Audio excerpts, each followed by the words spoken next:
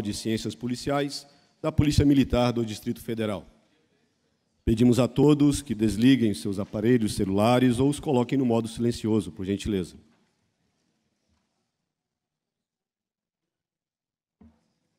Esta palestra será proferida pelo magnífico reitor do Instituto Superior de Ciências Policiais, Alexandre Lima Ferro, coronel QAPM, cujo tema será Operações de Inteligência de Segurança Pública, e será coordenada pelo professor mestre e major da PMDF, Valde Charbel Gomes Moreira, que fará a moderação desta palestra.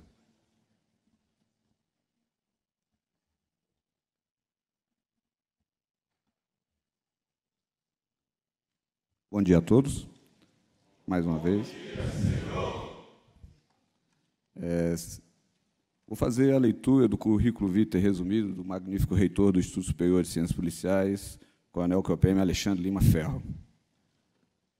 Coronel Ferro tem um curso de formação de oficiais pela Academia de Polícia Militar de Brasília, em 1993, graduado em Direito pelo Centro Universitário de Brasília, pós-graduado, lato sensu, em Docência do Ensino Superior pela Universidade Cândido Mendes, pós-graduado em Gestão Estratégica de Segurança Pública pela Fundação João Pinheiro, mestre em Ciência Política pelo Centro Universitário Unieuro.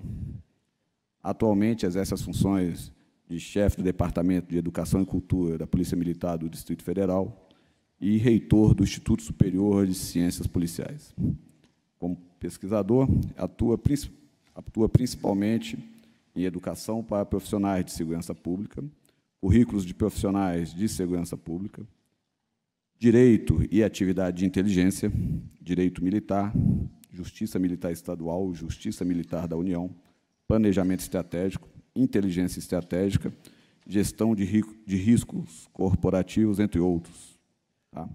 Antes de ser reitor do Instituto Superior de Ciências Policiais, o coronel Ferro foi chefe do Centro de Inteligência da Corporação, sendo hoje a principal referência que nós temos na atividade de inteligência de segurança pública.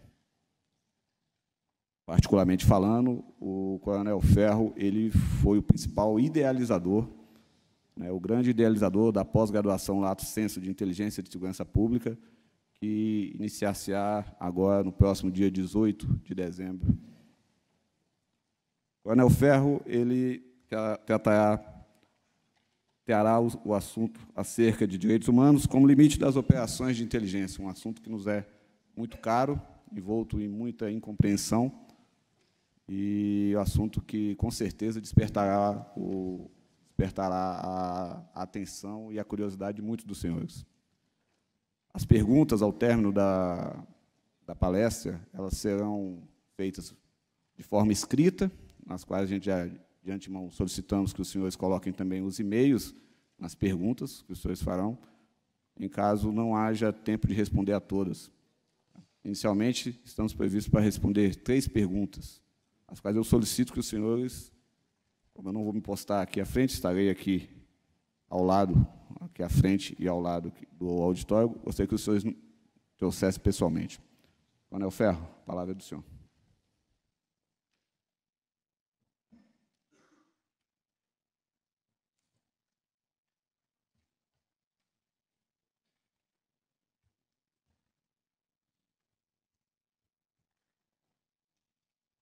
Bom dia a todos.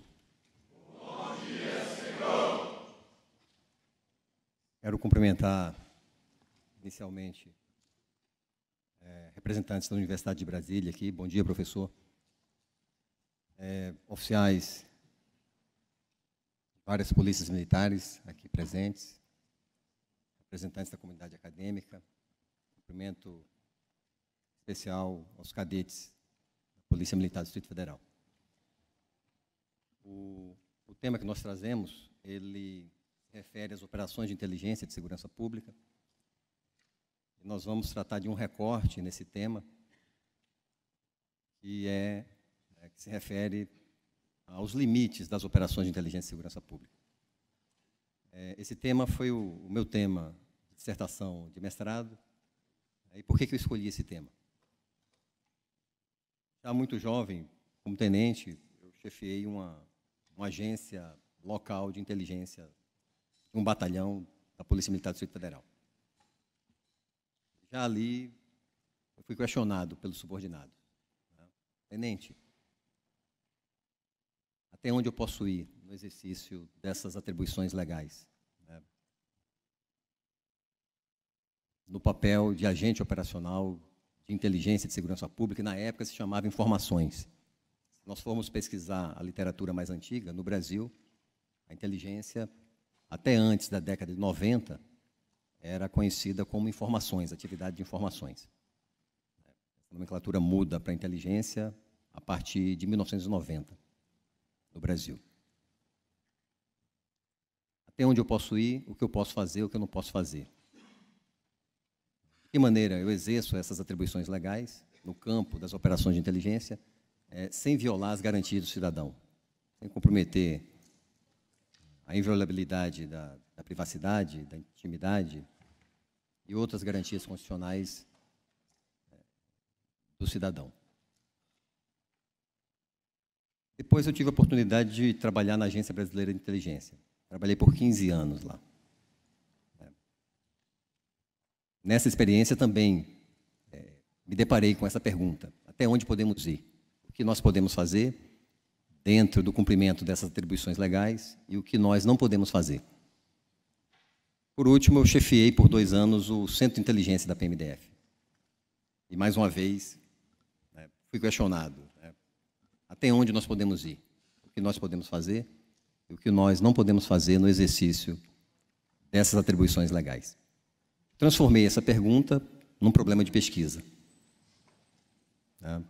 E, no decorrer do mestrado, tive a oportunidade de estudar o tema, encontrei algumas respostas. E é isso que eu quero trazer aqui. Sobre isso que nós vamos falar.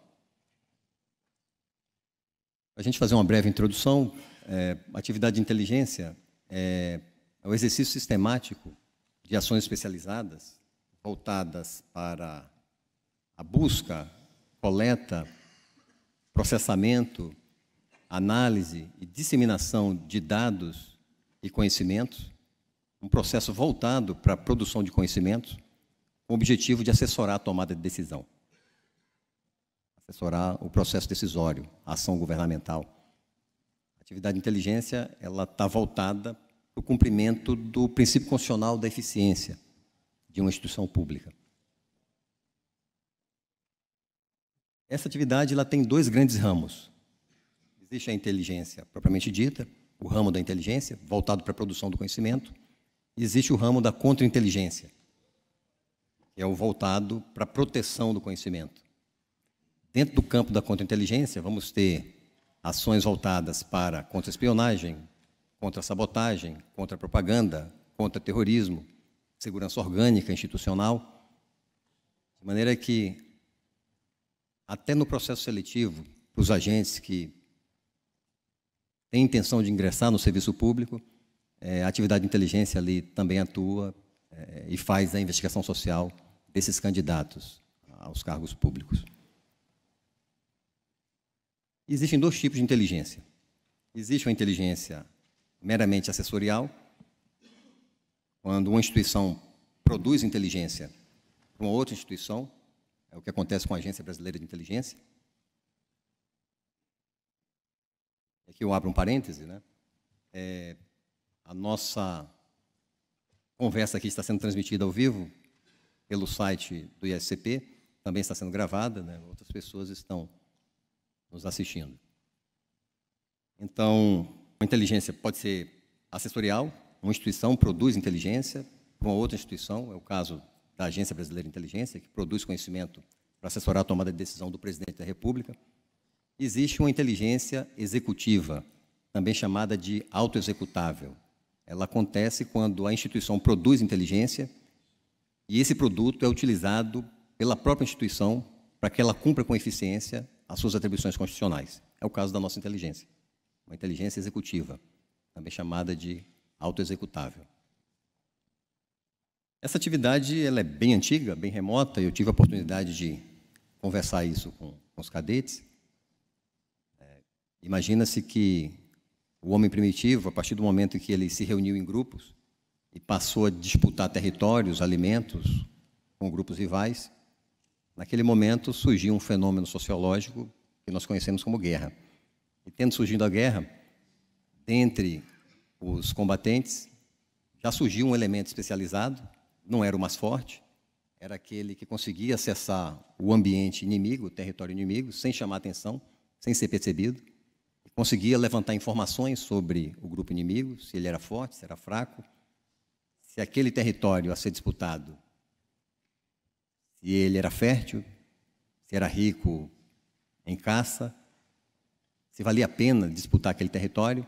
E esse agente que tinha capacidade de se deslocar no território inimigo, levantar todas essas informações e retornar vivo, ele ainda tinha que dizer se valia a pena disputar o território e qual a melhor estratégia para vencer aquele grupo inimigo. As escrituras sagradas também fazem referência ao emprego do homem de inteligência. Registros muito remotos, como na obra de Sun Tzu, no livro Arte da Guerra, mais de 500 anos antes de Cristo, um dos 13 capítulos é dedicado ao emprego de agentes de inteligência. E Sun Tzu ainda coloca que essa é a ação mais importante da guerra, é ter informações sobre o inimigo. A Bíblia também faz referência quando os espias foram mandados à terra de Canaã, e um detalhe é que cada família deveria escolher um príncipe para comprar uma equipe, e essa equipe recebeu uma ordem de busca. E a ordem foi: tomem esse caminho, subam aquela montanha e vejam aquela terra do outro lado como ela é. Se é boa, se é fértil ou se não é fértil, o povo que nela habita, se é forte ou fraco, se é hábil no emprego de armas, se as cidades são fortificadas, e tragam exemplares dos frutos daquela terra. Nós sempre também citamos Maquiavel. Essa passagem, embora ela tenha uma abordagem geográfica, mas Maquiavel, em toda a sua obra, ele deixou muito claro que o príncipe tem que estar preparado para o exercício da função de príncipe. O príncipe, em outras palavras, tem que ser um profissional. E também o príncipe tem que ter os elementos para o exercício das atribuições do príncipe. Ele também tem que ter informação para a tomada de decisão. Aqui na obra de Foucault, no seu livro Vigiar e Punir, já no primeiro capítulo, que é intitulado O Corpo dos Condenados, Foucault ele detalha como foi a pena que sofreu Damiens. Damiens atentou contra a vida do rei da França, algo parecido com o que aconteceu com o presidente eleito Bolsonaro. Então, Damiens esfaqueou o rei da França e, por isso, ele foi julgado e condenado. Só que a pena, ela foi praticamente uma tortura. Naquela época, no século XVIII, meados do século XVIII, a pessoa tinha que sofrer e o público tinha que assistir à execução da pena. E Foucault detalha a execução dessa pena. Damiens foi esquartejado vivo. Ele teve pedaços da carne arrancados com atenais e ali depositado chumbo derretido. E o Damiens era forte e os cavalos não conseguiram desmembrar o Damiens. Então, mais cavalos foram colocados e o juiz assistia à execução da pena. E ali ele foi alterando a execução da pena, porque ela teria que ser concluída até o pôr do sol. De maneira que, no final, Damiens foi desmembrado e o seu tronco, Damiens estando ainda vivo, foi jogado numa fogueira, em frente à Catedral de Paris, e com o público assistindo. Uma gravura da época que mostra a execução dessa pena. Então, a gente percebe com isso que os fatos sociais se alteram ao longo do tempo, os valores se alteram, e a norma se adequa aos fatos sociais. A norma ela tem um prazo de vigência, ela entra em vigor. Durante esse prazo de vigência, ela tem alteração na sua interpretação jurisprudencial, depois ela é revogada, de maneira que o direito se adequa a cada momento, a cada fato social. E o nosso momento atual é esse aqui. Enquanto, por um lado, muitas pessoas se preocupam com a privacidade, com a intimidade, sem considerar o momento em que vivemos. Ao mesmo tempo que as pessoas estão em uma interpretação exagerada desse direito, né, dessa garantia relacionada às liberdades, no que se refere à privacidade e intimidade, mas a própria pessoa abre mão dessa garantia, né, ao expor suas imagens nas mídias sociais. Né. Hoje, querendo ou não, as operadoras de cartão de crédito sabem quanto nós ganhamos, o que nós compramos, nossas preferências. Então, a intimidade que nós temos hoje, a privacidade que nós temos hoje é diferente do que nós tínhamos há 50 anos atrás. Para onde nós, no ambiente público, na área pública, numa área comercial, por exemplo, para onde nós olharmos, nós temos ali uma câmera registrando as nossas imagens, captando as nossas imagens.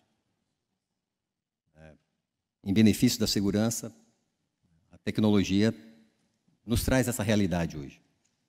Então, a inviolabilidade da privacidade, da intimidade e a proteção da imagem do cidadão que nós temos hoje, ela é bem diferente se comparada a 50 anos atrás.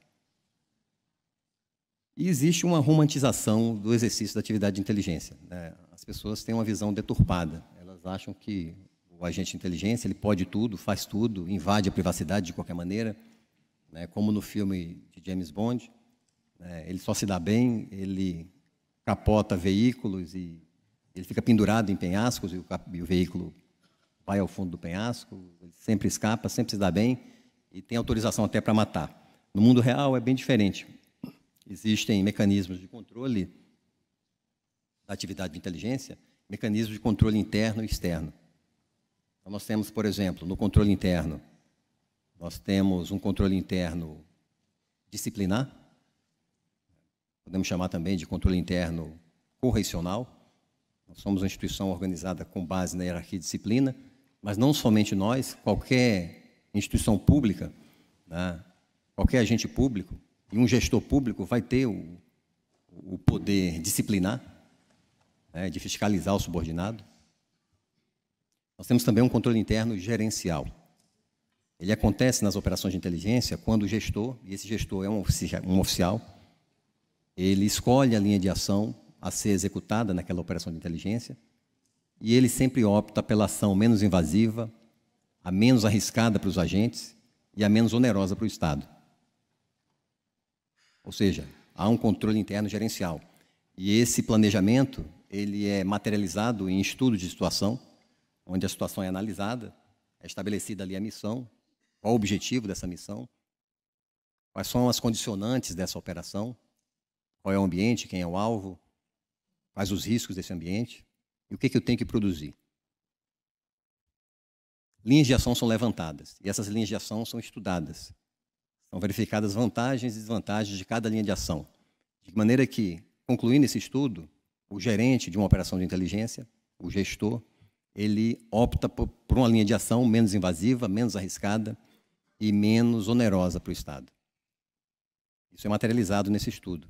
Esse estudo, no final, é convertido num plano de operação, que também é assinado por uma autoridade competente, que autoriza que agentes executem aquelas ações operacionais, que muitas vezes vão limitar garantias do cidadão. E quem decide em que medida? Bom dia, comandantes. Registrar a presença aqui dos comandantes gerais e várias polícias militares do Brasil. Bom dia, senhores. Então, essa competência é do gestor, é do oficial. Ontem, o professor Manuel Monteiro Guedes Valente, ele, na sua palestra, aqui no final da tarde de ontem, ele mostrou como é que isso funciona em Portugal. Mesma coisa. E assim é no mundo inteiro. E quem vai decidir pela linha de ação menos invasiva ou mais invasiva, no caso concreto, onde se aplica o chamado princípio da proporcionalidade, quem decide o quanto a ação operacional de inteligência vai invadir nas garantias do cidadão é o oficial. É uma responsabilidade dele, e se ele exacerbar no exercício desse poder, ele vai ser responsabilizado. Então, mais do que ninguém, o oficial tem que saber até onde ele pode ir, o que ele pode fazer e o que ele não pode fazer. Então, são vários os controles internos. Além do controle interno disciplinar, também o controle interno gerencial, que é materializado no estudo de situação, no plano de operação e, no final, para que a gente tenha um controle o resultado dessa operação é materializado num relatório de inteligência, num relatório de missão da atividade operacional e, por último, num relatório de inteligência. São mecanismos de controle interno. E aí se cumpre o chamado princípio do devido processo legal, que permite um futuro controle. Se houver uma contestação, um problema com a operação, basta consultar os arquivos e nós vamos verificar que aquele agente realmente estava numa ação operacional devidamente escalado, devidamente autorizado e estava no fiel cumprimento do seu dever legal. Até porque nós vamos ver daqui a pouco que essas atribuições estão previstas em lei. Lei federal, decreto federal e outras normas. Então, são esses os mecanismos de controle interno. Também existem mecanismos de controle externo. Quem faz o controle externo da atividade policial? Quem tem a competência constitucional do controle externo da atividade policial? É o Ministério Público. Até bem pouco tempo existia um questionamento. A pergunta era se a Comissão Mista de Controle da Atividade de Inteligência, a SECAI, se ela poderia fazer o controle externo das atividades de inteligência de uma polícia estadual. A resposta é não. Isso violaria o princípio do Pacto Federativo. Não pode um ente federal intervir no ente federativo. Isso violaria a autonomia federativa. Então, a SECAI não controla a atividade de inteligência de uma polícia estadual. Quem controla a atividade de inteligência da Polícia Estadual é o Ministério Público. Essa competência está prevista na Constituição. Nós temos, por um lado, garantias do cidadão, previstas no texto constitucional e também em tratados internacionais em matéria de direitos humanos, dos quais o Brasil é signatário. E nós temos, por outro lado, uma previsão legal da atividade de inteligência de segurança pública, também atividade de inteligência de Estado. Então, lei federal, decreto, instrução normativa, resolução da Senasp, há todo um arcabouço legislativo regulando a atividade de inteligência no Brasil. Então, essas normas muitas vezes são aparentemente conflitantes. Na verdade, não há conflito, porque na prática elas coexistem harmonicamente entre si.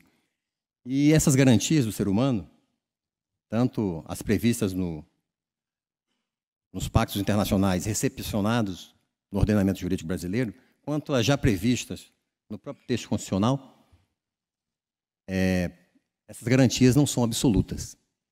Então, nós temos que entender isso. As garantias constitucionais do cidadão, inclusive aquelas de estatura de direitos humanos, elas não são absolutas. Compreendendo isso, fica fácil compatibilizar as normas que regulam a atividade de inteligência com as normas que se referem às garantias do cidadão. Então, tanto a doutrina quanto a jurisprudência entendem que essas garantias não são absolutas. Então, aqui a gente tem Vicente Paulo, Pedro Lenza, Alexandre de Moraes, são reconhecidos doutrinadores do direito constitucional do Brasil.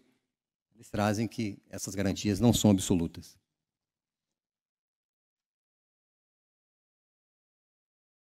Mais uma vez, agora, Alexandre de Moraes, então ele traz que os direitos fundamentais, os direitos humanos fundamentais e as garantias e direitos individuais coletivos consagrados no artigo 5º da Constituição Federal não podem ser usados como escudo protetivo da prática de atividades ilícitas. De novo, Vicente Paulo, o exercício dos direitos e garantias fundamentais pode sofrer restrições por parte do legislador ordinário, por meio de lei, medida provisória, resolução, instrução normativa e etc. Então, percebam que a legislação que regula a atividade de inteligência vai coexistir harmonicamente com as garantias do cidadão. Até porque nenhuma nem outra se reveste de caráter absoluto. A jurisprudência entende a mesma coisa, vai na mesma direção. Então, aqui uma jurisprudência do Supremo, de 2008, onde a relatora ministra Ellen Grace coloca que não se reconhece na contemporaneidade presença de direitos absolutos, mesmo os de estatura de direitos fundamentais previstos no artigo 5º. E em textos de tratados e convenções internacionais em matéria de direitos humanos. Os critérios e métodos da razoabilidade e da proporcionalidade se afiguram fundamentais nesse contexto, de modo a não permitir que haja prevalência de determinado direito ou interesse sobre outro, de igual ou maior estatura jurídico-valorativa. Então, percebam que nós temos garantias constitucionais do cidadão e, ao mesmo tempo, nós temos a segurança pública no mesmo texto constitucional como direito e responsabilidade de todos, dever do Estado. O próprio conceito de poder de polícia no direito administrativo nos coloca que se trata de um poder que restringe as liberdades e garantias individuais em benefício do interesse coletivo. O próprio Pacto São José da Costa Rica, né, ele coloca que essas garantias do cidadão não são absolutas. Né? Ela coloca que o cidadão ele tem deveres com o Estado. Isso vai estar no artigo 32. Então, são deveres do cidadão para com a coletividade. Nós vamos ter nesse artigo 32 o estabelecimento de limites das garantias do cidadão em razão dos direitos dos demais. Ao impor esse artigo que toda pessoa tem deveres para com a família, a comunidade e a humanidade e que os direitos de cada pessoa são limitados pelos direitos dos demais, pela segurança de todos e pelas justas exigências do bem comum. Também a Declaração dos Direitos Humanos das Nações Unidas, de 1948, no seu artigo 29, nos traz o mesmo entendimento. Ao colocar que toda pessoa tem deveres com a comunidade, posto que somente nela pode desenvolver livre e plenamente a sua personalidade. E no exercício dos seus direitos e no desfrute de suas liberdades, todas as pessoas estarão sujeitas às limitações estabelecidas pela lei. Claro que a única finalidade é de assegurar o respeito dos direitos e liberdades dos demais, satisfazer as justas exigências da moral, da ordem pública e do bem-estar de uma sociedade democrática. E é exatamente na ordem pública e no bem-estar de uma sociedade democrática que as instituições policiais atuam.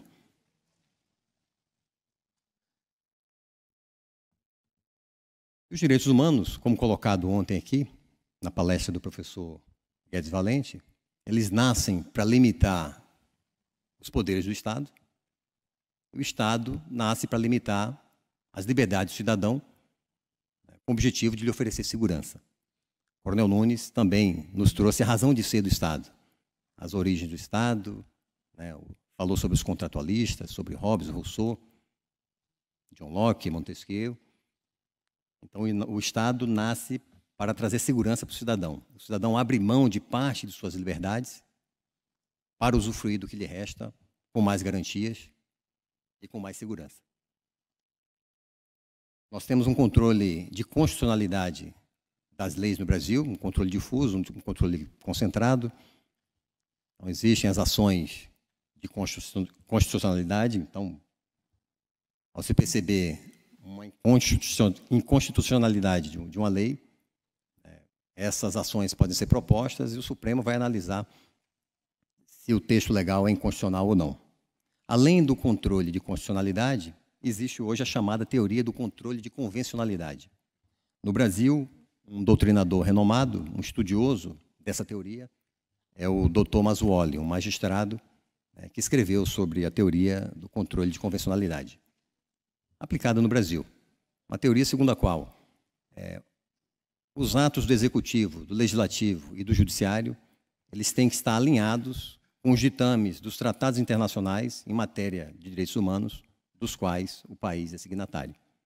Para que haja efetividade na realização desses direitos humanos, o Estado tem que se alinhar com aquelas garantias. Então, se nós formos elaborar um manual de procedimento operacional padrão de uma polícia, segundo essa teoria do controle de convencionalidade, esse manual deverá estar alinhado com os ditames dos tratados internacionais em matéria de direitos humanos, dos quais o Brasil é signatário.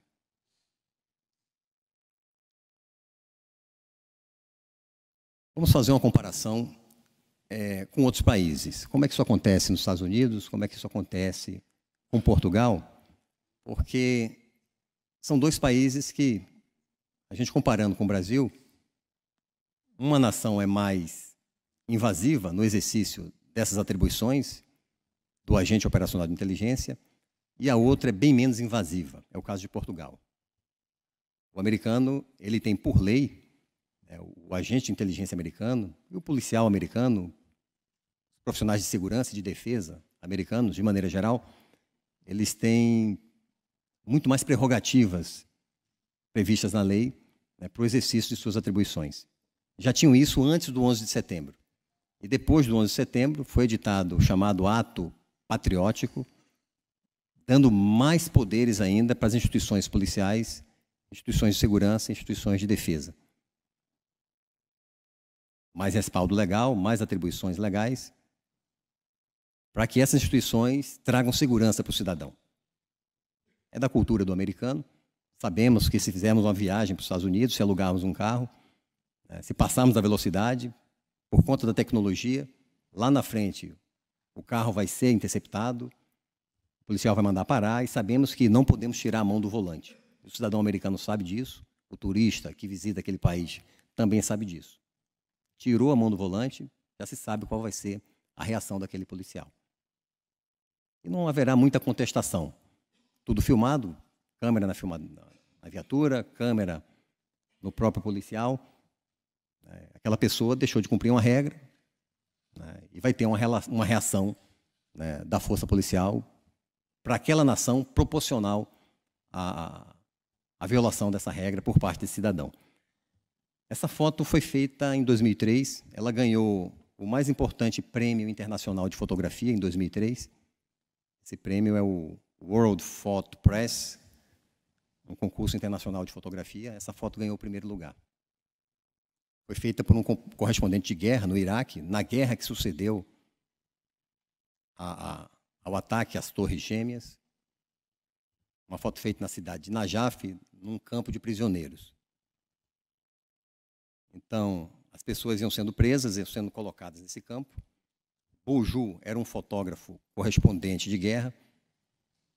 Ele assinou um termo de compromisso de não divulgar imagens sem que se passassem antes por uma comissão, né, de militares americanos.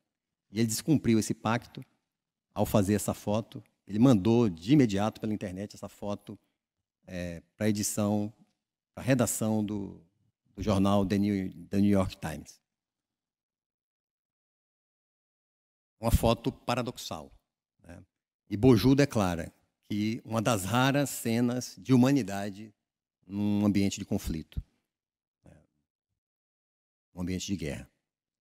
Existe um protocolo que o soldado americano tem que seguir, então o prisioneiro de guerra tem que ser encapuzado. Esse prisioneiro estava algemado e, ao ser preso, ele estava acompanhado do seu filho de 4 anos. O filho, ao perceber aquilo, o pai algemado e encapuzado, o filho entrou em pânico, começou a entrar em convulsão. Então o soldado, ele abriu mão de parte do protocolo, ele tirou as algemas e permitiu que aquele preso cuidasse do seu filho, acalentasse seu filho ficou mais calmo, e nesse momento o fotógrafo registrou essa imagem. O que a gente quer trazer aqui é que, para o americano, ele tem que cumprir a norma, tem que cumprir o protocolo. E não há muita contestação no exercício desse poder de polícia do agente público americano. Vamos para um outro extremo. Portugal. Nós vamos para uma outra realidade social. Portugal está entre as 10 nações mais seguras do mundo. Isso foi falado ontem aqui também. Porque se percebe uma relação. Quanto mais ameaçada uma sociedade, mais essa sociedade, por lei, ela concede prerrogativas legais, né, e abre mão de parte de suas liberdades para que agentes do Estado lhe tragam segurança, lhe tragam proteção. Portugal é uma nação segura. Portugal também vem de um outro contexto histórico, uma sociedade que sai traumatizada do regime salazarista, que só é encerrado no meio da década de 70, pela Revolução dos Cravos. Aquela sociedade sai muito preocupada, né, com os novos regimes a partir daquela revolução. Então, por meio da lei, por meio do texto constitucional, aquela sociedade limita muito as ações do Estado e dos seus agentes, né, dos seus policiais. Então, para o cidadão português, Se a polícia quiser colocar uma câmera no local público para controle de tráfego de veículos, por exemplo, essa polícia ela tem que pedir uma autorização para o ministro do Interior. O ministro do Interior vai ouvir uma comissão nacional de proteção dos dados do cidadão, que vai opinar favoravelmente ou não. Muitas vezes se coloca lá que a imagem pode ser captada, mas não registrada, não gravada. As placas têm que ser cobertas. O rosto, se o objetivo é controlar o tráfego, o rosto do motorista tem que ser também protegido. Então, percebam a diferença do americano se comparado com o português. Há uma questão cultural também. Uma sociedade em que, para uma pessoa fazer a foto do outro, essa pessoa pede permissão, pede licença. Estamos num outro contexto, num outro ambiente, numa outra sociedade com outros valores. Então, aqui um livro do professor Guedes Valente, Teoria Geral do Direito Policial. Também aqui um livro do Instituto de Ciências Sociais de Portugal, e mostra exatamente isso. As forças policiais de segurança em Portugal, elas são muito limitadas. Há uma preocupação muito grande do cidadão português com possíveis violações, possíveis exageros ou excessos por parte das ações policiais, e essas ações são muito limitadas e são muito controladas. E no Brasil? Como é que nós estamos? Em termos de segurança, em termos de ameaças ao cidadão? Vamos colocar o pé no chão. Se a gente for colocar essa relação, de quanto mais ameaçada uma sociedade, mais poderes ela concede às instituições de segurança, Se for assim, as instituições de segurança estariam muito respaldadas do ponto de vista legal para o exercício de suas atribuições legais. Então, não vou nem me aprofundar nisso aqui. Mais de 60 mil homicídios por ano,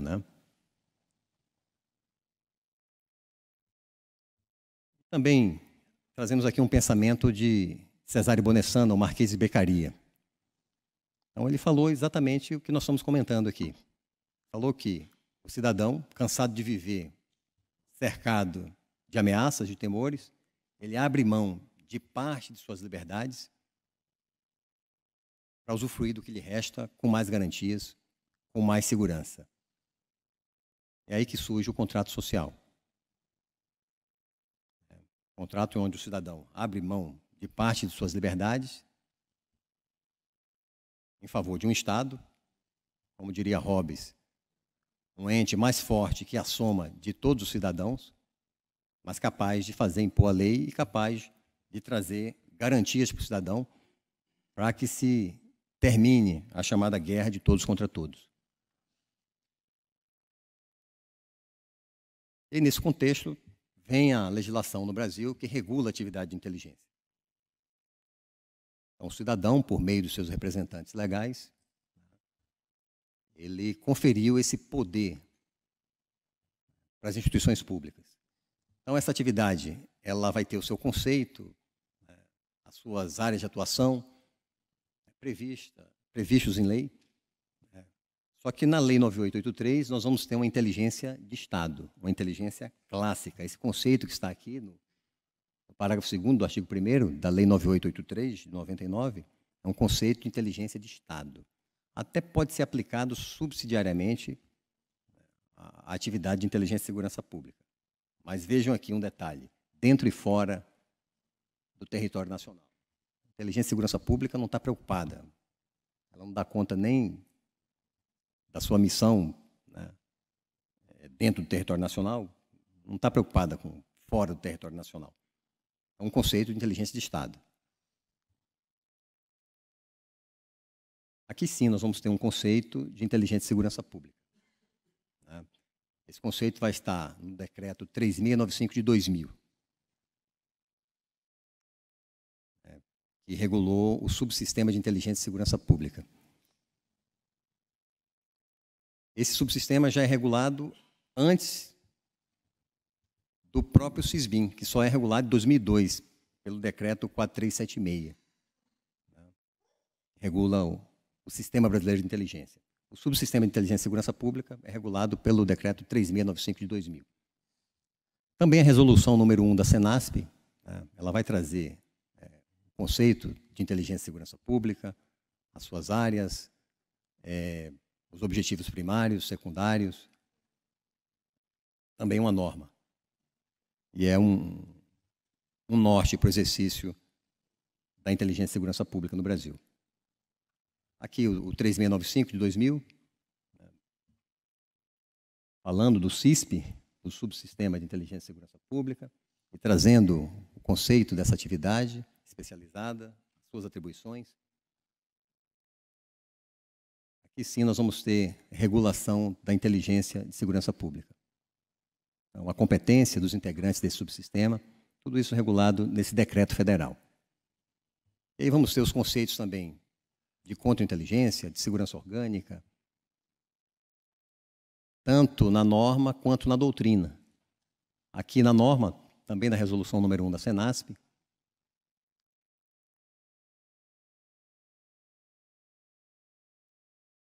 a lei vai trazer esses conceitos, e um norte importante também, que estabelece as atribuições e também os limites da inteligência e segurança pública, vai estar na chamada Doutrina Nacional de Inteligência e Segurança Pública. Já está lá pela sua 4ª ou 5ª edição. A primeira surge em 2007. E essa primeira edição da DENISP, ela não foi classificada. Então, para os pesquisadores, quem quer escrever sobre operações de inteligência, por exemplo, uma fonte importante, que é aberta, é a Doutrina Nacional de Inteligência e Segurança Pública de 2007. Agora estamos numa edição mais recente, que é a de 2016, mas que é classificada, e não pode ser publicada. Quem quiser escrever sobre inteligência é obrigado a fazer referência à DENISP de 2007. Então, vejam, no conceito de inteligência e segurança pública, percebemos que se trata de uma inteligência executiva, voltada ao cumprimento da missão constitucional da própria instituição que desenvolve essas ações especializadas. Então, um conjunto de ações, no caso aqui, o conceito de operações de inteligência, né? Conjunto de ações de busca, podendo, eventualmente, envolver coleta, essas são as operações de inteligência.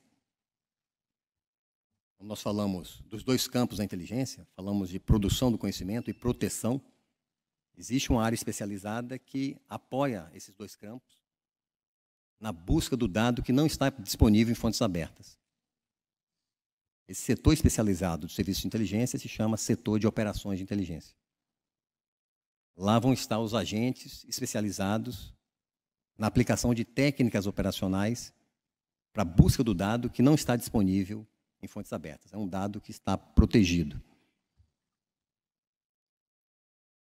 Nessas operações, o agente aplica técnicas operacionais para levantar o dado que está sendo protegido, que está escondido, que não está na internet, não está em livros, não está em bibliotecas, não está em bancos de dados. O que são essas operações? É um conjunto de ações de busca. E quando se fala busca, já se entende, pela doutrina, que o dado não está disponível. Porque se ele estivesse disponível, a ação não seria busca, seria coleta. As técnicas operacionais, elas envolvem ações de busca, podendo eventualmente também envolver ações de coleta, e essas ações executadas para obtenção de dados protegidos ou negados, de difícil acesso, e que exige, pelas dificuldades ou riscos, um planejamento minucioso, um esforço concentrado e um emprego de pessoal, técnicas e material especializados. Esse pessoal especializado, quando nos referimos a esse pessoal especializado das operações de inteligência, estamos nos referindo aos agentes operacionais da atividade de inteligência. Esses agentes aplicam essas técnicas. Esse rol de técnicas não esgota todas as técnicas operacionais. Só citamos aqui alguns exemplos de técnicas operacionais. Então, reconhecimento, vigilância, entrevista, emprego de meios técnicos, eletrônicos, fotográficos, história cobertura, recrutamento de agentes, infiltração de agentes, são exemplos de técnicas operacionais. Existem normas internacionais de boas práticas. Por exemplo, existem até recomendações da ONU de boas práticas para o serviço de inteligência. Até essas recomendações da ONU se referem a essas técnicas e reconhecem que essas técnicas, o exercício dessas técnicas vai, claro, é natural, limitar, em alguma medida, as garantias do cidadão.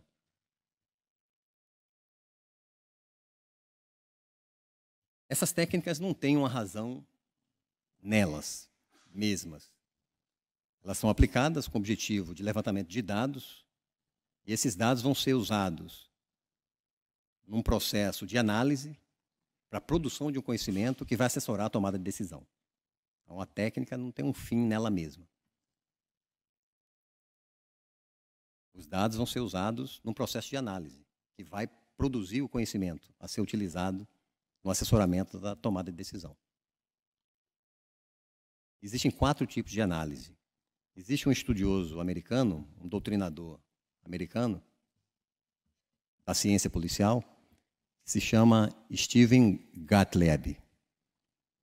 O Gottlieb traz que existem 4 tipos de análise que são realizadas por instituições policiais: análise de inteligência, análise operacional, análise investigativa e análise criminal. Essas análises se complementam. Então, percebam que os dados levantados pelo agente vão ser usados em todas essas análises. A análise de inteligência pode se valer da análise criminal, o produto da análise criminal. A análise criminal, eventualmente, esse analista criminal, ele pode perceber que falta uma peça no quebra-cabeças dele, ele pode acionar a fração operacional para buscar aquele dado que está lá no ambiente e que não está disponível nos bancos de dados, na massa de dados de que dispõe o analista para a produção desse tipo de análise. E percebam, né, que essas análises, o produto dessas análises, está voltado para o cumprimento do princípio constitucional da eficiência das instituições públicas. Então, pela análise criminal, pode o gestor público alocar os recursos, né, os agentes, os policiais, de maneira que a instituição policial vai cumprir com mais eficiência a sua atribuição constitucional. Quer dizer, vou colocar o policial exatamente onde há o problema. No lugar de ficar patrulhando às cegas, o policial vai exatamente para onde existe o problema. Já que ele atua na prevenção, a presença dele vai resolver o problema naquela área onde realmente há necessidade. E aí se seleciona a categoria de crime, né, e o problema é resolvido, né, com elementos, né, sabendo-se detalhadamente o que está acontecendo naquele ambiente.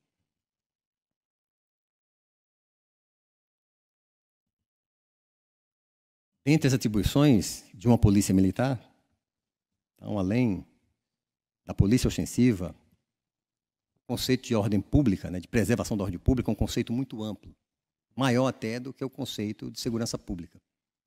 Né?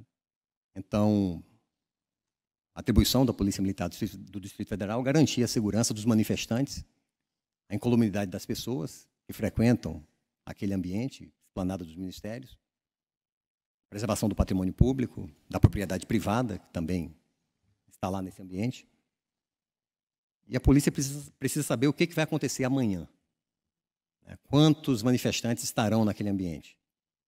Perceba que a inteligência é voltada para o futuro, enquanto a investigação criminal é voltada para o passado. Então, para que o departamento operacional da Polícia Militar possa planejar com eficiência o emprego dos recursos, esse departamento precisa saber quem são esses manifestantes. Qual o ânimo desse grupo que vem se manifestar? De que maneira esse grupo atua? É um grupo radical ou é um grupo que se manifesta pacificamente dentro dos limites legais? E dessa maneira, o departamento operacional vai colocar uma quantidade de policiais proporcional a essa situação que vai se materializar no dia seguinte. Nós não teríamos eficiência se, numa manifestação com 30 pessoas, uma manifestação pacífica, estivéssemos colocando lá 2.000 policiais. Isso não é eficiência. São agentes que são pagos com o dinheiro do cidadão. E se eu coloco 2.000 agentes lá, eu estou tirando de algum lugar. E aí pessoas podem morrer, né, em ambientes, outros por conta da falta do policiamento preventivo nessas áreas. Essa é a responsabilidade de de um gestor numa polícia militar. Também não é eficiente se nós tivermos uma multidão com 40 mil manifestantes e no meio dessa manifestação, grupos radicais que vêm com a intenção de colocar fogo em prédios públicos, atacar a polícia, ferir pessoas. E aí, numa manifestação como essa, eu colocar 30 policiais. Também deixo de ter eficiência. Então, a inteligência está voltada para o cumprimento do princípio constitucional da eficiência. Então, grupos radicais são identificados, são estudados. Por exemplo, ali, União da Juventude Revolucionária, União da Juventude Comunista. Quando essa bandeira aparece na esplanada, a polícia já sabe que vai ter muito trabalho. Então, aqui é só um exemplo da utilização da inteligência com o objetivo de se buscar eficiência no cumprimento da nossa atribuição constitucional, e assim fazemos com todas as categorias de crimes. De maneira que, nessas grandes manifestações que tivemos no ano passado, tivemos também em 2013, 2014, no processo de impeachment. Isso, curiosamente, está acontecendo agora na França, algo muito parecido com o que aconteceu conosco aqui em 2013, por conta de centavos numa passagem, mas, na verdade, existem fatores outros ali envolvidos, mais importantes do que o preço da passagem. E nessas grandes manifestações em Brasília, não tivemos nenhum cadáver na nossa esplanada. Isso mostra a eficiência do nosso trabalho, e a inteligência tem um papel importante nessa eficiência. A nossa inteligência ela atua em 3 grandes áreas, são 3 grandes campos. Nós vamos ter 3 áreas de atuação. Nós temos a inteligência de assessoramento, vamos ter uma inteligência de suporte à investigação criminal de crime militar, no nosso caso. É uma competência constitucional nossa, de apuração da infração penal militar. Compete à própria instituição militar apurar o crime militar assim definido em lei. E tivemos uma alteração legislativa que ampliou o rol de crimes militares, passam a ser considerados crimes militares. Existe uma inteligência voltada, uma inteligência que dá suporte a essa inteligência de suporte à investigação de crime militar, também chamada de inteligência correcional. E temos também o policiamento velado. Temos a inteligência de assessoramento, aquela que assessora a tomada de decisão, e temos uma inteligência que tem pouca análise, é uma inteligência onde o dado é levantado e já é de imediato passado para os grupos ostensivos, para que eles cumpram o seu papel com mais segurança e com mais eficiência. Essa modalidade, essa área de atuação, nós chamamos de policiamento velado. Policiais militares, são agentes de inteligência, estarão à paisana, identificando onde o crime acontece, para que o pessoal ostensivo cumpra com mais eficiência as suas atribuições. E nenhuma dessas áreas, tanto a inteligência de assessoramento, nem a de suporte à investigação criminal e também o policiamento velado, nenhuma dessas 3 áreas se confunde com investigação criminal. São atividades bem distintas e bem diferentes. Uma produz conhecimento e a outra produz prova. E a prova está revestida de uma série de formalidades previstas na legislação processual penal, coisa que não acontece com o produto da inteligência. Ele não está revestido com essas formalidades da prova. O que se busca na inteligência é a verdade. E essa verdade da inteligência não está revestida com as formalidades da prova. Então, inteligência não é investigação criminal. E aqui a gente vê nessa tabela que uma está voltada para o passado, outra está voltada para o futuro. Uma é proativa, outra é reativa. Uma está preocupada com causas, consequências, como enfrentar o problema. A outra, ela quer saber autoria e materialidade. Uma tem formalidade da prova, a outra não tem formalidade da prova. Uma é uma atividade de assessoria, a outra não é. Uma pode ser exploratória, sistemática, um tema, ele pode ser acompanhado ao longo do tempo na inteligência. Isso nós chamamos de uma ação sistemática. E o inquérito policial, ele é exploratório, em regra. Ele é instaurado por conta de um problema e ele é concluído quando esse problema é resolvido. A investigação criminal, em regra, é exploratória. Uma atividade produz conhecimento, a outra produz provas. São atividades bem distintas. As forças policiais no Brasil têm uma competência constitucional. Isso nos permite aplicar a teoria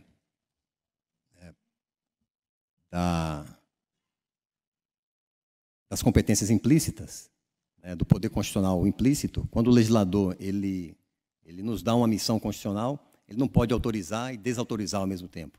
Então, se nós temos uma previsão constitucional, pela teoria dos poderes implícitos, o Estado está nos dando todos os meios para que exerçamos com eficiência essa atribuição constitucional. Alguns princípios constitucionais que respaldam e, ao mesmo tempo, limitam a atividade de inteligência. Então, primeiro, o princípio constitucional da igualdade, segundo o qual os desiguais têm que ser tratados com desigualdade, à medida em que se desigualam. Então, percebam que um gestor público ele tem responsabilidades, deveres que são diferentes daqueles de um cidadão comum. E dependendo desse servidor público, um comandante-geral de uma polícia militar, por exemplo, um chefe de um departamento operacional de uma polícia, um diretor-geral de uma polícia civil, um presidente da República, um governador, essas autoridades têm responsabilidades e deveres que são diferentes daqueles do cidadão comum. Pelo princípio da igualdade, isso justifica que essas autoridades tenham uma assessoria especializada para que elas sejam eficientes no cumprimento de suas missões, e essa assessoria especializada é a atividade de inteligência. Também o princípio constitucional da eficiência. A inteligência se justifica por ser um meio pelo qual as instituições públicas se tornam mais eficientes. Eu vou pular aqui a proporcionalidade, vou deixar por último, vou falar logo do princípio do devido processo legal. Ele respalda e, ao mesmo tempo, limita as ações operacionais de inteligência. Quando nós falamos aqui do estudo de situação, do plano de operação, da escala de serviço, do relatório de missão, nós estamos falando do cumprimento desse princípio constitucional do devido processo legal. Esse princípio garante uma futura auditoria e garante futuros controles. Vai nos trazer transparência. Então, se quiser o órgão de controle externo analisar se as coisas estão sendo cumpridas dentro da lei, esse princípio garante que as coisas estarão registradas. E o controle interno e também o controle externo vão poder cumprir o seu papel. Então, um agente operacional ele não sai da sua base para o ambiente operacional sem que um plano de operação tenha sido elaborado e assinado pela autoridade competente, uma escala de serviço formalizada e assinada, uma ordem de missão formalizada e assinada. E numa ação mais complexa, mais arriscada, mais invasiva, há que se ter também um estudo de situação, que vai elencar qual é a missão, qual a situação que envolve a execução dessa operação, quem é o alvo, qual é o ambiente, quais são os riscos. Isso tudo vai ser estudado. E nesse estudo de situação nós vamos ter registrado quais as condicionantes que cercavam a execução dessa operação de inteligência. Se o órgão de controle lá na frente, 2 anos depois, quiser verificar por que aquela decisão foi tomada, isso tudo vai estar materializado nesse documento que é chamado estudo de situação. Isso tudo, toda essa materialização, significa cumprimento do princípio do devido processo legal. Um outro princípio importante é o princípio da proporcionalidade. Esse princípio tem 3 subprincípios, que são necessidade, adequação e proporcionalidade em sentido estrito. No momento em que o gestor dos trabalhos operacionais ele escolhe a linha de ação, ele está aplicando já esse princípio da proporcionalidade. E vamos ter aí já um controle interno gerencial. Então, ele vai decidir que medida vai ser usada, o quanto ela vai invadir as garantias do cidadão, qual a linha de ação que vai ser escolhida. Porque no momento desse estudo de situação, são elencadas várias formas de se executar a operação. Algumas são mais invasivas, outras são menos invasivas, algumas mais arriscadas, outras menos. algumas mais onerosas para o Estado, outras menos onerosas.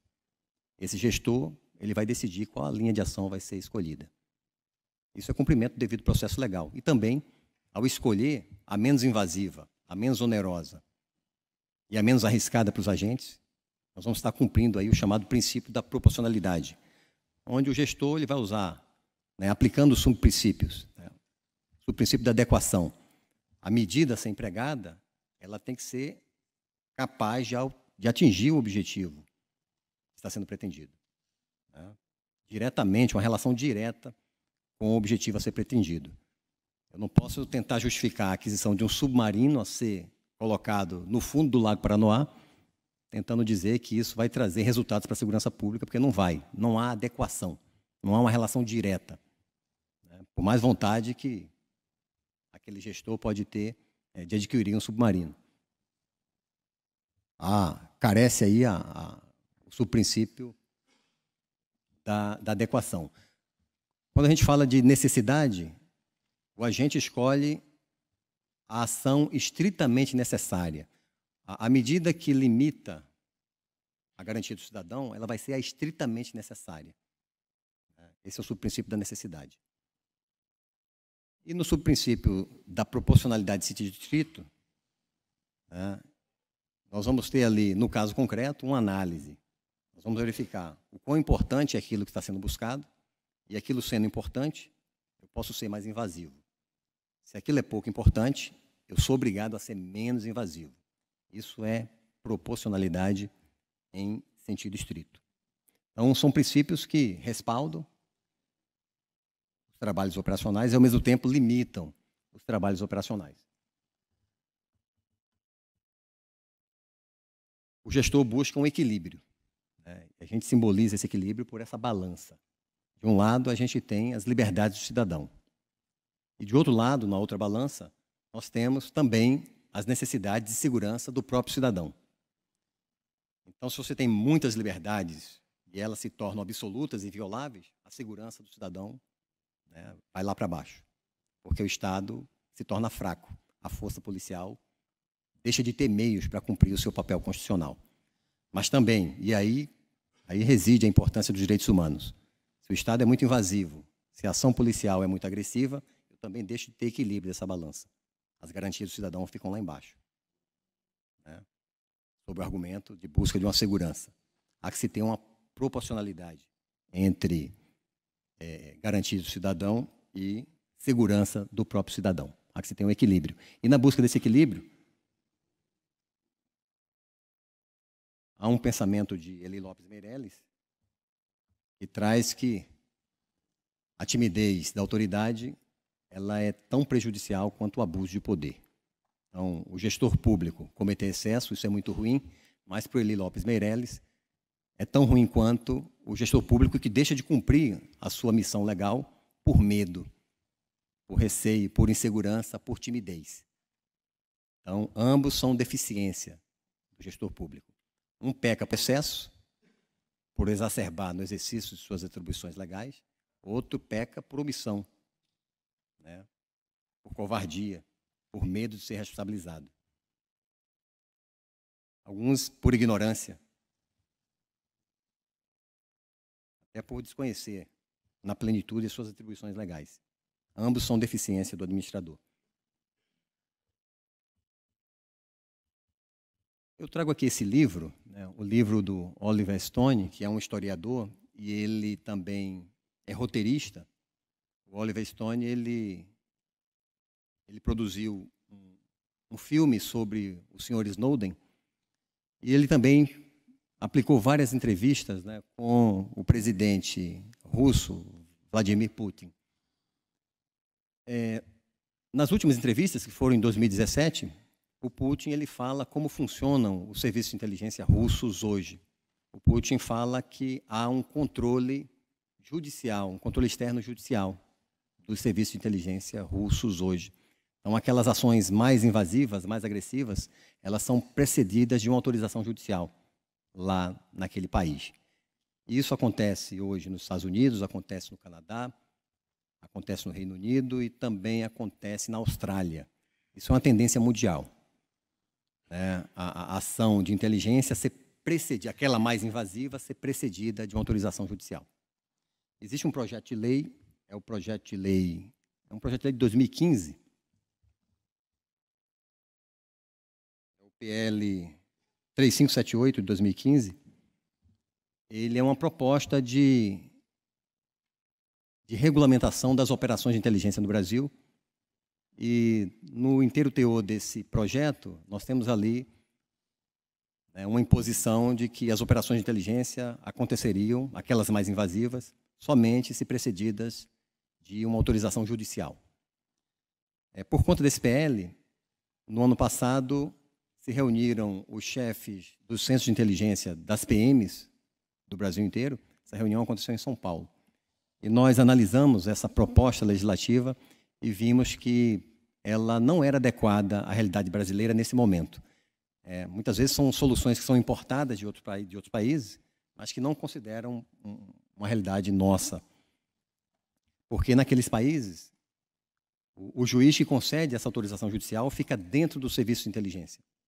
É um juiz especializado nesses temas de inteligência, coisa que nós não temos hoje na estrutura do nosso Poder Judiciário. Então, a gente tem uma lei que obriga que a operação de inteligência só acontece depois da autorização judicial.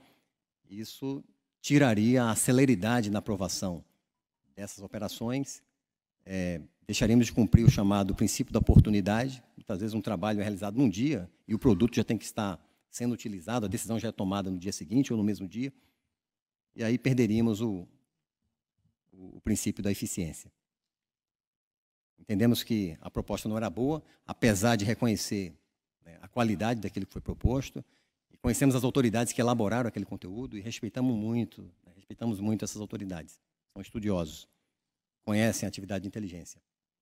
O que nós achamos é que a sociedade brasileira, nesse momento, ainda carece de um debate mais amplo, para que ela compreenda o que é essa atividade e ela decida o quanto ela quer abrir mão das suas garantias para ganhar, por outro lado, em segurança, né?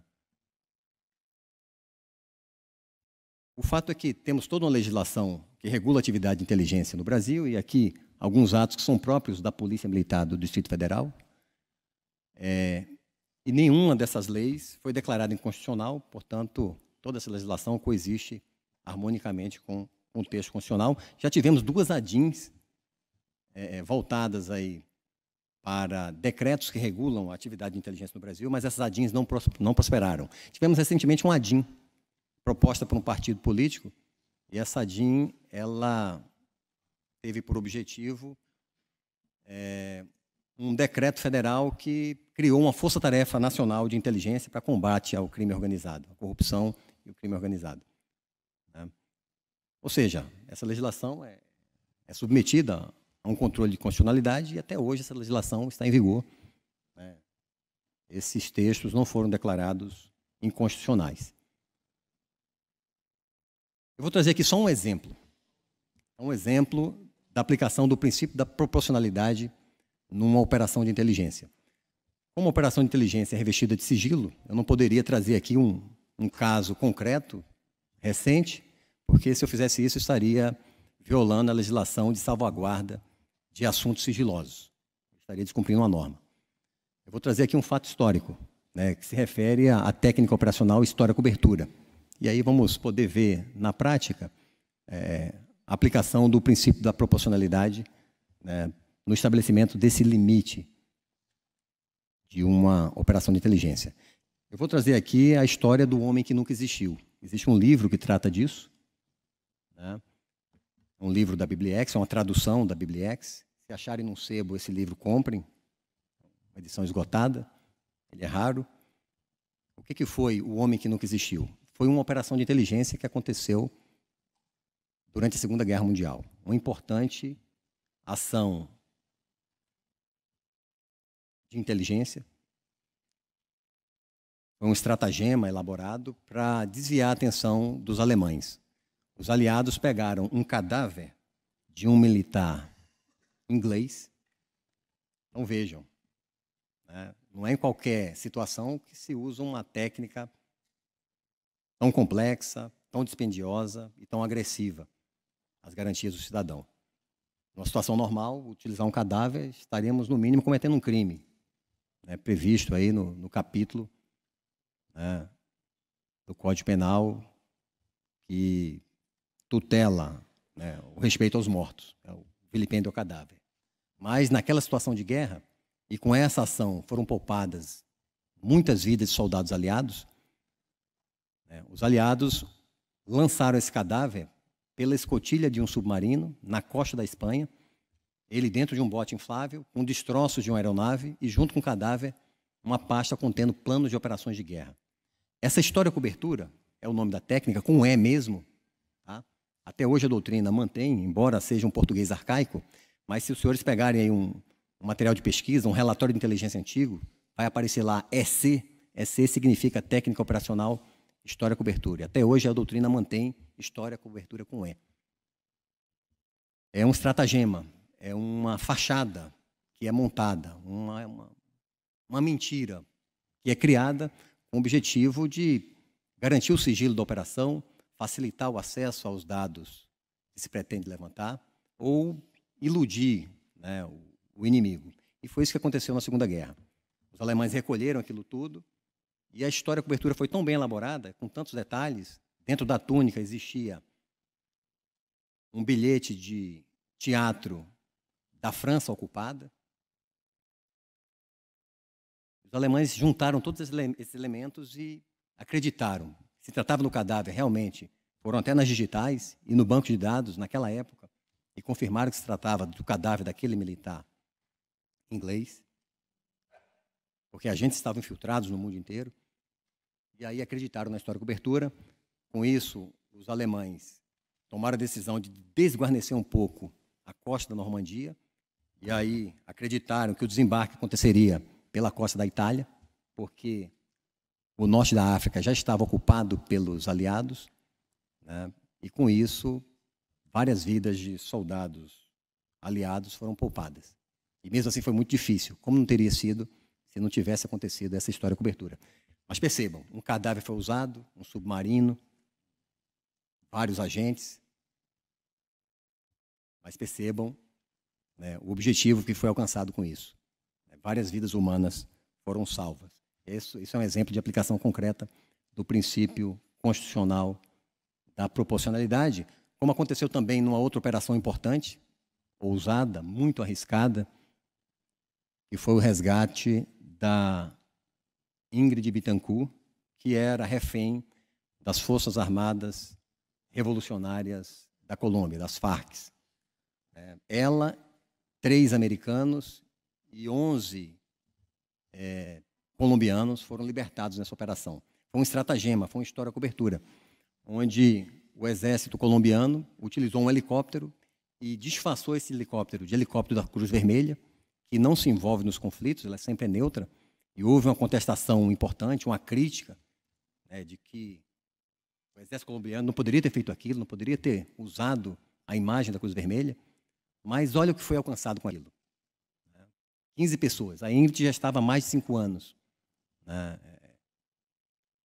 como refém das Farc, né? 3 cidadãos americanos. Então, isso justificou uma ação mais ousada, mais arriscada, e foi muito arriscada, e que dispendiou tantos recursos. E foi uma ação de sucesso. Isso é aplicação concreta do princípio da proporcionalidade. E, portanto, quais são os limites? O limite vai estar na legalidade. O gestor da operação de inteligência, ele sempre opta pela ação que não é definida na lei como crime. Então, por exemplo, falsificar um documento, isso se evita, porque é um meio menos invasivo de se obter o dado. Se há uma forma menos invasiva de obter o dado, essa forma vai ser escolhida. Ou seja, a aplicação do princípio da legalidade e também do princípio da proporcionalidade. No caso concreto, é sopesado, né? O que está sendo buscado, o quão invasivo eu posso ser, aplicando esse princípio. Existe um manual de boas práticas da ONU para o serviço de inteligência. Então, reúne recomendações para o serviço de inteligência, um manual muito voltado para as operações de contra-terrorismo. Operações de inteligência de contra-terrorismo.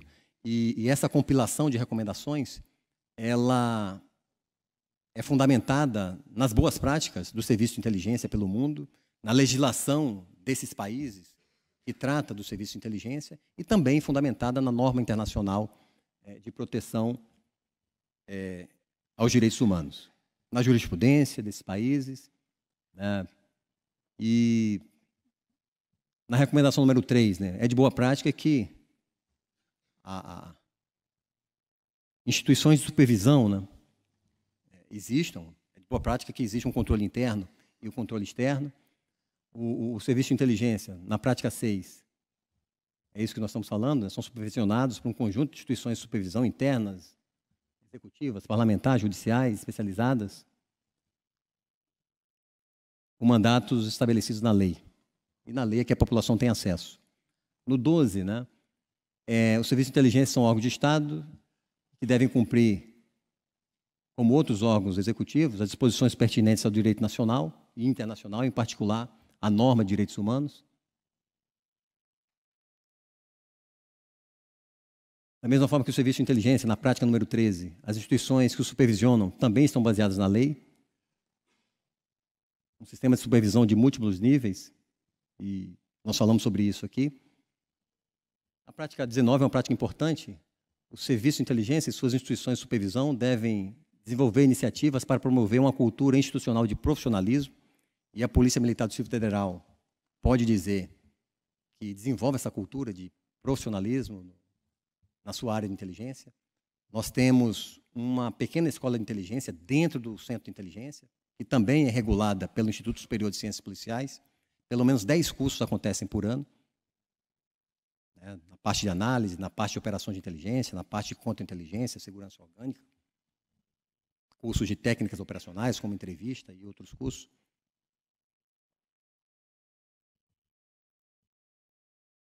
Ou seja, os serviços de inteligência devem proporcionar capacitação aos seus membros, né, a respeito das disposições pertinentes à legislação nacional e ao direito internacional, incluídas as normas de direitos humanos. Eu e o Major Walt Charbel, nós escrevemos um capítulo de livro onde nós mostramos ali a capacitação dos profissionais de inteligência na PMDF, analisamos os currículos desses cursos dos últimos 5 anos e verificamos que em todos eles existe a disciplina Direitos Humanos. Comparamos com outras inteligências, onde na grade curricular não existe essa disciplina. Então, não é à toa que na PMDF nós temos a menor letalidade policial do Brasil. Claro, capacitação tem um papel importante nisso, e a gente tem que reconhecer, diante de outras PMs, que o ambiente para a gente aqui é muito mais fácil. Não pode querer se comparar com outra PM, que tem uma outra realidade social, né, e até geográfica, topográfica. Então, é o caso do Rio de Janeiro. Então, não há como se comparar. Brasília é uma cidade planejada, até a topografia nos ajuda. São vias de acesso e evasão. Há um problema aqui, você fecha aqui e ali, acabou, o sujeito vai ser preso. Então, é muito mais fácil para a gente. Mas o fato é que, além dessas facilidades, investimos na capacitação e nós associamos a nossa eficiência também a essa capacitação. Outras recomendações, né, inclusive fazendo referência ao princípio da proporcionalidade, né? Então, olha o subprincípio da necessidade aqui. Olha o subprincípio da proporcionalidade em sentido estrito, né? É a prática número 20. Essa recomendação da ONU, né, o informe de Martin Cheinin, está na internet, é só botar no Google. Assim como a pesquisa que eu desenvolvi, é uma dissertação de mestrado, também está na internet, onde a gente trata de tudo isso aqui, né? A recomendação faz referência até às operações de inteligência e reconhece que o Estado invade as garantias do cidadão, né? Exatamente nessa parte, na parte das operações. Pela natureza das operações, elas vão, em alguma medida, limitar as garantias do cidadão. Lógico que com proporcionalidade, sempre com proporcionalidade. E a recomendação faz várias referências ao princípio da proporcionalidade, né? É o que a gente tem aqui também na recomendação número 30. Bom, era isso que a gente tinha para trazer para os senhores. Nosso tempo está esgotado. Eu acho que a gente pode ter algumas perguntas, né, Thiago? Não? Então, está aqui com o nosso moderador Obrigado a todos.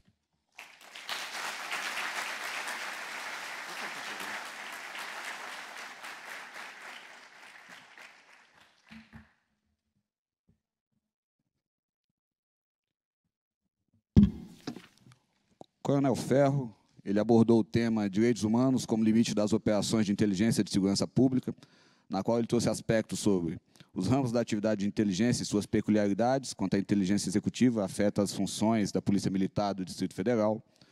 Trouxe também nuances sobre traços históricos da atividade de inteligência, abordando ainda os mecanismos de controle da atividade de inteligência, tanto no aspecto interno quanto no aspecto externo. Fez um apanhado sobre aspectos legais da atividade de inteligência em diversos países, convergindo para o Brasil, onde abordou a Lei 9883, que instituiu o Sistema Brasileiro de Inteligência e o decreto que a regula, bem como a Doutrina Nacional de Inteligência e de Segurança Pública. Trouxe à baila detalhes técnicos, trouxe à baila detalhes sobre as técnicas operacionais e ações de buscas utilizadas nas operações de inteligência e de segurança pública, falando da forma subsidiária como as operações são empregadas tanto para o ramo inteligência quanto para o ramo contra-inteligência. Apresentou também aspectos constitucionais que abarcam as operações de inteligência, bem como o projeto de lei que tramita sobre o tema. Finalizando, trouxe exemplos reais do emprego das operações de inteligência na Europa e na América do Sul, estabelecendo ainda a legalidade como balizador do emprego para as operações de inteligência e a conduta ética que se deve ter para com a atividade. Coronel Ferro, nós temos perguntas que foram feitas, infelizmente o nosso tempo está estourado. Essas perguntas, conforme o senhor havia me trazido anteriormente, elas serão repassadas para o senhor para que sejam respondidas por e-mail. Não temos tempo para poder respondê-las nesse momento. Tá? Coronel, nós agradecemos a presença do senhor. Tá? O senhor, como reitor do ISCP e como idealizador também do primeiro Congresso Internacional de Ciências Policiais, bem como da pós-graduação de Inteligência e Segurança Pública, é um tema que nos é muito caro, falar sobre operações de inteligência e, basicamente, nós não encontramos pessoas que abordem esse tema com a propriedade com a qual o senhor abordou. Tá? Nesse sentido, nós gostaríamos de passar às mãos do senhor um certificado de agradecimento em reconhecimento à palestra ministrada no primeiro Congresso Internacional de Ciências Policiais.